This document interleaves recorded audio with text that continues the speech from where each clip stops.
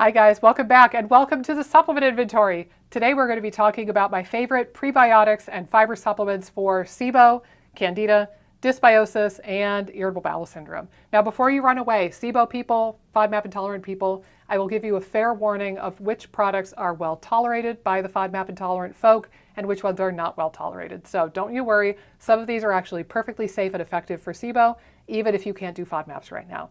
But without further ado, let's get right into it. And I'm going to preface this conversation by saying it's not everybody's life goal to take prebiotics for the rest of their life, right? I do because I'm a nerd and I do this for a living, and I know that my gut health needs all the help it can get because I've had a lifetime of antibiotics.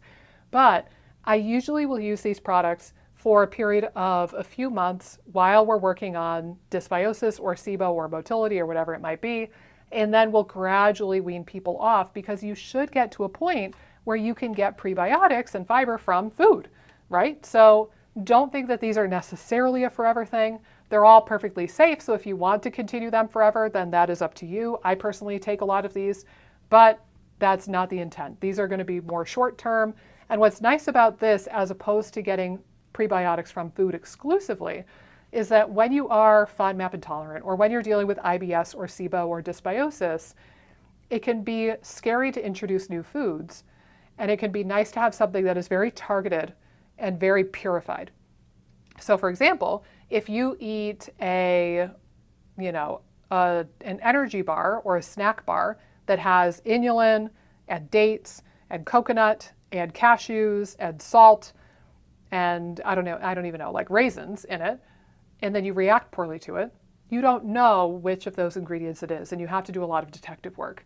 Versus if you take an inulin supplement, which only has the one ingredient in it, you're going to know if you react poorly, then it must have been the inulin. So it's nice to have something that's really purified and really targeted, and that way you could judge the effectiveness and also if it's affecting you negatively.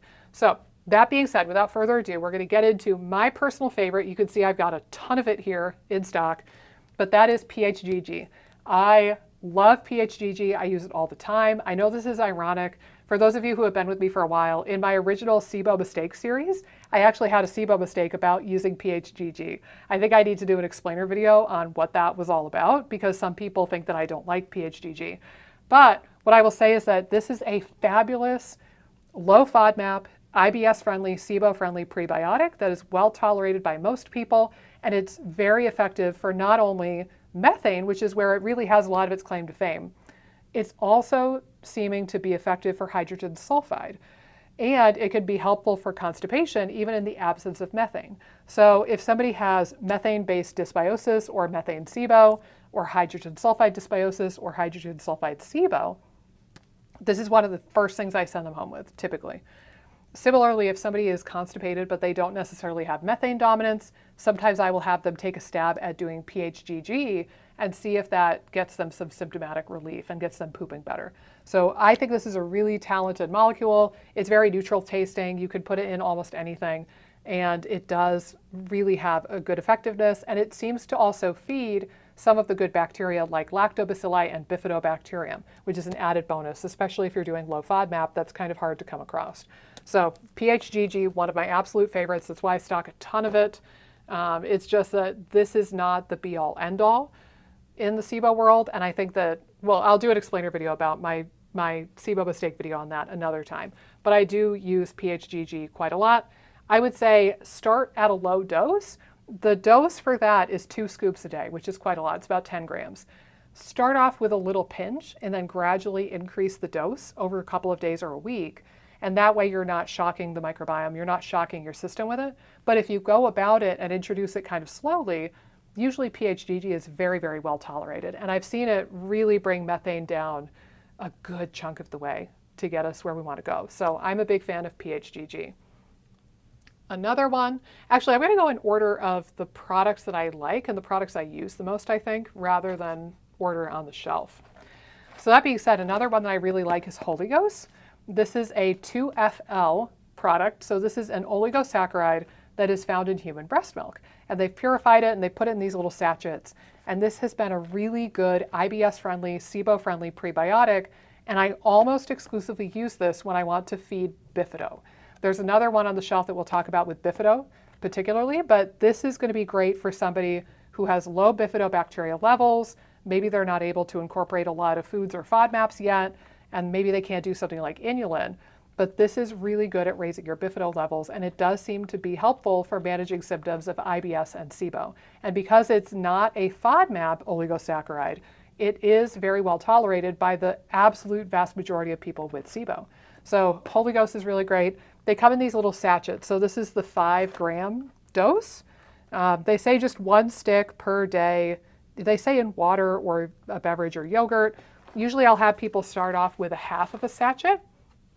So you can kind of move the powder around, kind of block off part of it, dump out half in, in water certainly, or I've had people just pour it right in their mouth and away you go. And it really is well tolerated, not FODMAP-y, and it's a good way to raise your bifido if that is something specifically that you're dealing with. Also, I will mention, I'm going to do a video on this coming up in the next couple of months, but if you have the SNP, the FUT2, F-U-T-2 SNPs, and you are a non-secretor, people who know what that is, like, you're already with me, but if you don't know, you can do a rough Google before I make my video. If you are a FUT2 non-secretor carrier, then Holy Ghost could be exceptionally wonderful for you. That being said, I am a FUT2 non-secretor. I think I forget if I have both SNPs. I forget now if I'm heterozygous or homozygous, but I have all 3 of them. And I haven't noticed anything tremendous when I've taken Holy Ghost personally, but that doesn't mean that you won't. But theoretically, if you're a FUT2 non-secretor, this could be particularly helpful. So that being said, it's very well tolerated though, so I really like that product. The 2 next ones that I use a lot of in my practice are 2 big FODMAP prebiotics. So if you are currently FODMAP intolerant, these are ones that you're probably not going to love right now, but in the future you could take them. And if you don't already know this about some of my videos and some of my work, personally, I am of the opinion, and I have seen with my own eyes with patients over the years, that all humans should be able to eat FODMAPs with abandon, particularly the oligosaccharides. Maybe not lactose, because lactose intolerance is quite common. Perhaps not fructose for some people, but all the other ones, the polyols, the oligosaccharides, really we should be able to eat those without consequence. And if you're not able to tolerate FODMAPs right now, it doesn't mean that that's a never again thing. It just means that you need to build up your microbiome and your digestive juices and your digestive capacity and your motility so that you can tolerate those foods again. But it's not that FODMAPs are bad for you. It's not that you can never eat them again. So just keep that in mind. It's not a never again thing. But I want to make you aware that if you're currently doing low FODMAP and FODMAPs are triggering for you, these are probably not going to be something you'll want to order right out the get-go. That being said, they're 2 of my favorites. So if you can do FODMAP, stay tuned because I really love these. This is an XOS supplement, ZOS, I don't know how we would pronounce that, but XOS, and then Inulin is a FOS, F-O-S supplement. They're both types of oligosaccharides, they're both FODMAPs. XOS is particularly magical and wonderful for raising bifido. So if you are primarily working on raising your bifido levels, and that's a big concern for you, not only could you do probiotics, but you could do a combination of Holy Ghost and XOS to great effect. Both of these are said to be very bifidogenic, meaning that they raise bifido specifically really, really effectively. And I have seen numbers go up quite nicely with XOS. Sometimes I'll use this product where it's just a powder. It does have a little bit of maltodextrin, so sometimes I won't use it for that reason. Jarrow also makes a chewable, which is a combination of GOS, G-O-S, and XOS.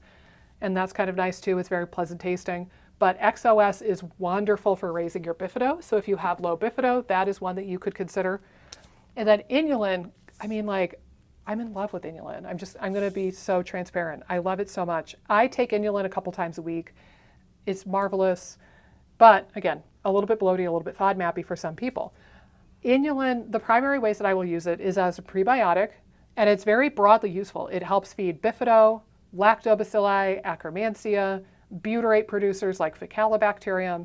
It really, really feeds almost all of the good guys you can imagine.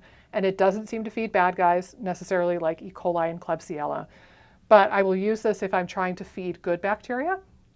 I will also use this if somebody has elevated beta-glucuronidase on a stool test, or if they have estrogen dominant symptoms and we're trying to get that estrogen recycling under control from the gut, because inulin feeds short-chain fatty acid producers like butyrate producers, and then those short-chain fatty acids lower the pH of the colon, and that lower pH inhibits bad bacterial growth.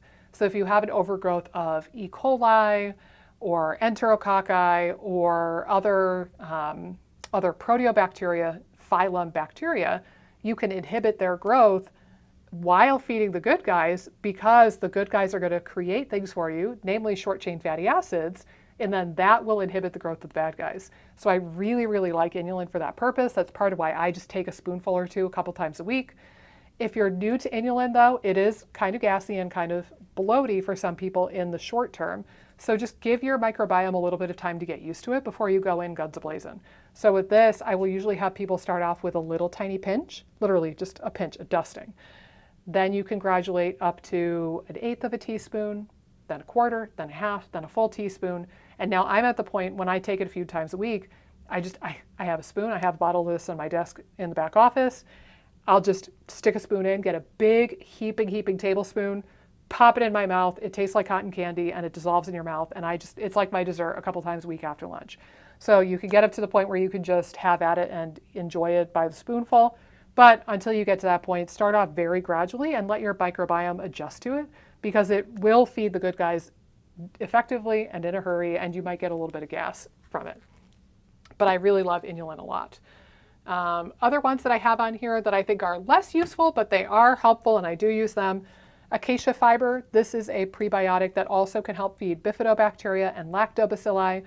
I don't think it's quite as much of a superstar as inulin or XOS or PHGG, but I do use it. It's not FODMAP-y, it's not bloaty, it's very well tolerated, and it's pretty cheap. So oftentimes I will use this if somebody cannot do FODMAPs, or if somebody has had limited benefit from something like PHGG, we might try to layer in a little bit of acacia. Another one up here that I keep is arabinogalactan powder.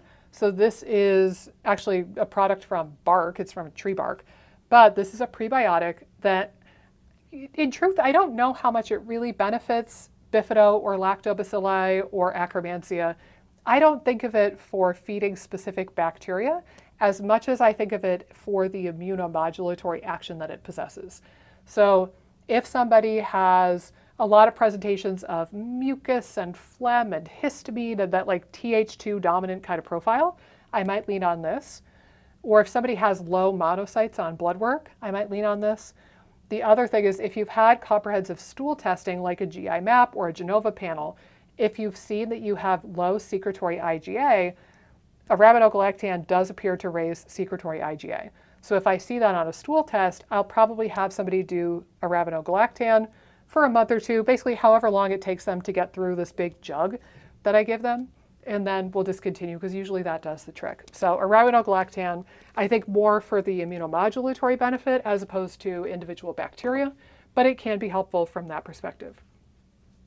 Then, speaking of which, let's see, we'll kind of segue in. This is a product from Claire Labs, so Biotigen. It has a little bit of arabinogalactan in it, and it's got a couple of other ingredients. So it's got some inulin. So similarly, this one has the potential to be a little bit gassy and FODMAP-y, so be cautious of that.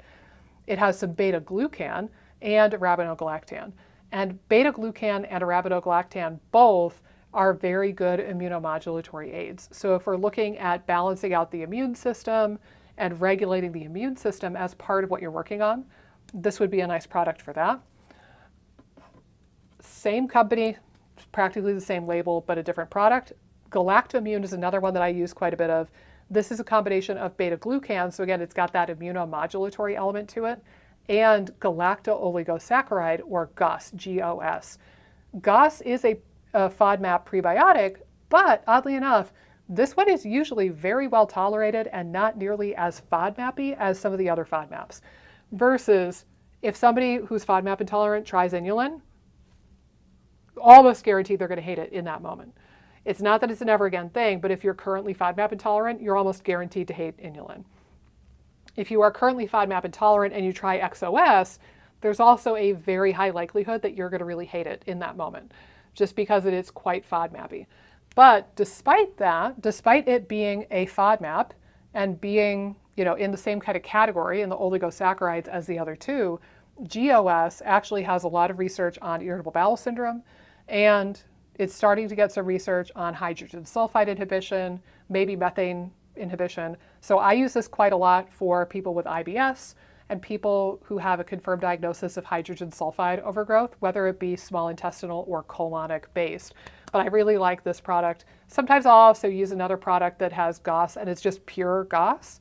But it's based in the UK, and sometimes it's a little hard to source, so I don't always get that one. But here in the States, I usually use Claire's product. And then, hold on, let's see. I knew I had one more. Then, last but not least, is glucomannan. So this is something, you can actually get this via food also. If you Google shirataki noodles or miracle noodles, it's made out of glucomannan.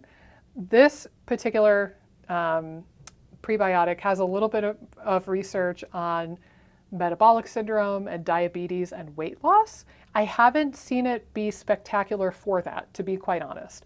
But it can help, again, feed bifido, feed lactobacilli. It seems to have some immunomodulatory effect and some anti-inflammatory effect that impacts the immune system and the metabolism. So it's nice. It's not my top used prebiotic. Really, if I was going to look at this shelf, the top products that I personally use are going to be PHGG, Inulin, XOS, and Galactoimmune. Those are probably my top 4. Oh, and probably Holy Ghost makes it into the top 4 or 5 as well. The other ones, glucomannan, Biotigen, arabinogalactan, and acacia, I use occasionally, but not a ton, just because they're maybe not as strongly prebiotic, or they're not quite as useful, or they happen to not coincide with conditions I work a lot with. I don't see a ton of patients with metabolic syndrome or people who are hoping to lose weight. That's just not something that I've specialized in over the years. So I don't have as frequent of a need to target metabolism in that way. But when I do, sometimes I'll throw in some glucomannan, and I know that at the bare minimum, it's going to feed some of those good bacteria, and that should have a good effect for the person. So guys, without dragging this on longer than it needs to be, I hope that this video was helpful for you. As you can see, there's actually quite a few options that somebody would have, whether you have irritable bowel syndrome, SIBO, Candida, dysbiosis, whatever the case may be. There's a lot of different prebiotics, and there's probably even more that I don't have here. And they all have their application. They're all useful. It's just that you ideally want to target it based off your symptoms, your history, ideally your stool testing or your SIBO breath testing, and then you can kind of play with the dosing. With all of these, just know that it might be a little shocking to the microbiome if you start feeding them a ton right away.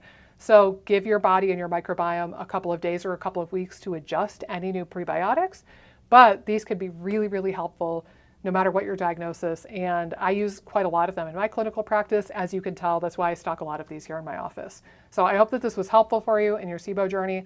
Let me know if you have SIBO or if you have IBS or Candida. Have you tried prebiotics? Have you noticed that one was more helpful than the other? Have you made the mistake of introducing one a little bit too strongly right away and felt the negative consequence of that? Did you get really bloated because you introduced it too quickly? Let me know in the comments down below. I love hearing from you guys, and I love getting suggestions for video topics. I will see you in the next video, and until next time, have a great rest of your day. Hey guys, if you like this video, be sure to subscribe, ring the bell, click the like button, and leave a comment down below with the videos that you would like to see me do next. Doing all of those really helps support the channel and support my efforts in making as many videos as possible for you guys.